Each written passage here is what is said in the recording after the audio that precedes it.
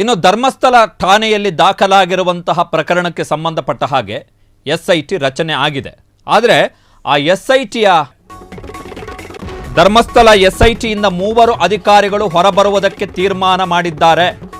ಧರ್ಮಸ್ಥಳ ಠಾಣೆಯಲ್ಲಿ ದಾಖಲಾಗಿರುವಂತಹ ಪ್ರಕರಣದ ತನಿಖೆಗೆ ರಚನೆ ಆಗಿರುವಂತಹ ವಿಶೇಷ ತನಿಖಾ ತಂಡದಿಂದ 3 ಅಧಿಕಾರಿಗಳು ಹೊರಬರುವುದಕ್ಕೆ ತೀರ್ಮಾನವನ್ನು ಮಾಡಿದ್ದಾರೆ ಎನ್ನುವಂತಹ ಮಾಹಿತಿ ಲಭ್ಯ ಆಗ್ತಾ ಇದೆ. ತನಿಖಾ ತಂಡದಿಂದ ಹೊರಬರಲಿಕ್ಕೆ ನಿರ್ಧಾರವನ್ನು ಕೈಗೊಳ್ಳಲಾಗಿದೆ ಎನ್ನುವಂಥದ್ದು. IPS ಅಧಿಕಾರಿ CID ಅಧಿಕಾರಿ ಸೌಮ್ಯಲತಾ ಅವರು SIT ಮುಖ್ಯಸ್ಥ ಡಾಕ್ಟರ್ ಪ್ರಣವ್ ಮೊಹಂತಿ ಅವರಿಗೆ ಒಂದು ಪತ್ರವನ್ನು ಬರೆದಿದ್ದಾರಂತೆ. ವೈಯಕ್ತಿಕ ಕಾರಣದಿಂದ ನನಗೆ ಈ ತನಿಖಾ ತಂಡದಲ್ಲಿ ಪಾಲ್ಗೊಳ್ಳುವುದಕ್ಕೆ, ಭಾಗವಹಿಸುವುದಕ್ಕೆ, ಕೆಲಸ ಮಾಡುವುದಕ್ಕೆ ಸಾಧ್ಯ ಆಗ್ತಾ ಇಲ್ಲ ಅಂತೇಳಿ. ಇದರ ಜೊತೆಗೆ IPS ಅಧಿಕಾರಿ ಅನುಚೇತ್ ಅವರು ಕೂಡ ತನಿಖಾ ತಂಡದಿಂದ ಹೊರಬರುವಂತಹ ಸಾಧ್ಯತೆ ನಿಚ್ಚಳ ಆಗ್ತಾ ಇದೆ. ಇದರ ಜೊತೆಗೆ ಈ SIT ರಚನೆ ಆದ ಬಳಿಕ SITಗೆ ಸಪೋರ್ಟಿವ್ ಸ್ಟಾಫ್ಸ್ ಅಂತೇಳಿ, ಅಂದರೆ ತನಿಖೆಯನ್ನು ಮಾಡಲಿಕ್ಕೆ ಇತರ ಅಧಿಕಾರಿಗಳು ಬೇಕಾಗ್ತಾರೆ. ಆ ರೀತಿ ಸುಮಾರು 20 ಅಧಿಕಾರಿಗಳನ್ನು ನೇಮಕ ಮಾಡಿ ರಾಜ್ಯ ಪೊಲೀಸ್ ಇಲಾಖೆ ಆದೇಶವನ್ನು ಹೊರಡಿಸಿತ್ತು. ಅದರಲ್ಲಿ ಒಬ್ಬರು SP, DYSPಗಳು, ಜೊತೆಗೆ ಇನ್ಸ್ಪೆಕ್ಟರ್ಗಳು, ಸಬ್ ಇನ್ಸ್ಪೆಕ್ಟರ್ಗಳು, ಪೊಲೀಸ್ ಇನ್ಸ್ಪೆಕ್ಟರ್ಗಳು, ಹೆಡ್ ಕಾನ್ಸ್ಟೇಬಲ್ಸ್. ಸೊ ಒಟ್ಟು 20 ಮಂದಿ ಅಧಿಕಾರಿಗಳು. ಆ 20 ಮಂದಿ ಅಧಿಕಾರಿಗಳ ಪೈಕಿ ಓರ್ವ ಅಧಿಕಾರಿ ಈ ತನಿಖಾ ತಂಡದಿಂದ ಹೊರಗುಳಿಯುವಂತಹ ಸಾಧ್ಯತೆ ಇದೆ.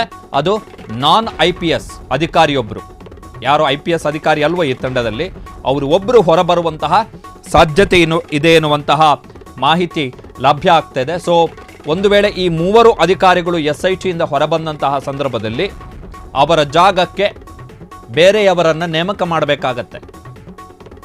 ಈಗ ಸೌಮ್ಯಲತಾ ಅವರು ಒಂದು ವೇಳೆ ಈ SITಯಿಂದ ಹೊರಬಂದರೆ ಅಲ್ಲಿ ಮಹಿಳಾ ಅಧಿಕಾರಿನೇ ಇರಲ್ಲ SITಯಲ್ಲಿ, ಅಲ್ಲಿಗೆ ಇನ್ನೊಬ್ಬರು ಮಹಿಳಾ ಅಧಿಕಾರಿಯನ್ನು ನೇಮಕ ಮಾಡಬೇಕಾಗತ್ತೆ. ಕಾರಣ ಈ ಪ್ರಕರಣದಲ್ಲಿ ಅತ್ಯಾಚಾರ ಮಾಡಿ ಲೈಂಗಿಕ ಕಿರುಕುಳವನ್ನು ಕೊಟ್ಟು ಹತ್ಯೆ ಮಾಡಲಾಗಿದೆ ಅಂತೇಳಿ ಆತ ದೂರು ಕೊಟ್ಟಿದ್ದಾನೆ. ಜುಲೈ 4ನೇ ತಾರೀಕು ಧರ್ಮಸ್ಥಳ ಠಾಣೆಯಲ್ಲಿ ದಾಖಲಾದಂತಹ ಪ್ರಕರಣದಲ್ಲಿ ಅದು ಪ್ರಮುಖವಾಗಿರುವಂಥ ಅಂಶ. ಸೊ ಒಬ್ಬರು ಮಹಿಳಾ ಅಧಿಕಾರಿಯು ಬೇಕಾಗ್ತಾರೆ. ಸೊ ಈಗ ಸೌಮ್ಯಲತಾ ಅವರು ಒಂದು ವೇಳೆ ಈ SIT ಅವರು ಪತ್ರ ಬರೆದಿದ್ದಾರೆ ಎನ್ನುವಂಥ ಮಾಹಿತಿ ಇದೆ ಡಾಕ್ಟರ್ ಪ್ರಣವ್ ಮೊಹಂತಿ SITಯ ಮುಖ್ಯಸ್ಥರಿಗೆ. ಸೊ ಒಂದು ವೇಳೆ ಅವರು ಏನಾದರೂ ಹೊರಬಂದರೆ ಆಗ ಒಬ್ಬರು ಮಹಿಳಾ IPS ಅಧಿಕಾರಿಯವ್ರನ್ನ ನೇಮಕ ಮಾಡಬೇಕು. ಅದಾದ ಬಳಿಕ ಈ ಸಪೋರ್ಟಿವ್ ಸ್ಟಾಫ್ಸ್ ಅಂತೇಳಿ ಏನು 20 ಮಂದಿ ಅಧಿಕಾರಿಗಳನ್ನು ನೇಮಕ ಮಾಡಲಾಗಿದೆ. ಅದರಲ್ಲಿ ಒಬ್ಬರು ನಾನ್ IPS ಅಧಿಕಾರಿ ಒಬ್ಬರು ನಾನು ಈ ತನಿಖಾ ತಂಡದಲ್ಲಿ ಕೆಲಸ ಮಾಡೋಕ್ಕೆ ಸಾಧ್ಯ ಆಗ್ತಿಲ್ಲ ಅಂಥೇಳಿ ಅವರು ಕೂಡ ಮಾಹಿತಿಯನ್ನು ಕೊಟ್ಟಿದ್ದಾರೆ ಎನ್ನುವಂತಹ ಮಾಹಿತಿ ಲಭ್ಯ ಆಗ್ತಿದೆ. ಸೊ ಅವರು ಹೊರಗುಳಿದ್ರೆ ಆಗ ಅಲ್ಲಿಗೂ ಕೂಡ ಒಬ್ಬರನ್ನು ತಂದು ಕೂರಿಸ್ಬೇಕಾಗತ್ತೆ.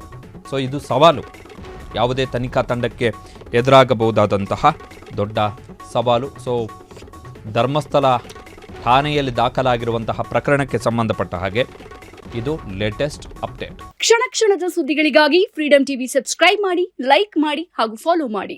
ಹೊಸ ಸುದ್ದಿಗಳ ನೋಟಿಫಿಕೇಶನ್ಗಾಗಿ ಬೆಲ್ ಐಕಾನ್ ಮೇಲೆ ಕ್ಲಿಕ್ ಮಾಡಿ.